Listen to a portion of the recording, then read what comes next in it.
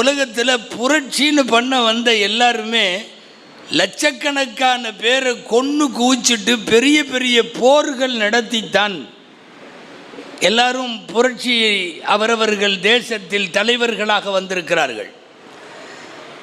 நான் என்னுடைய தலைப்புக்குள்ளே போவதற்கு முன்னால் ஒரு சின்ன அறிமுகம் பெருமானாரை பற்றி தந்துவிட்டு தலைப்பில் உள்ளே செல்ல வேண்டும்.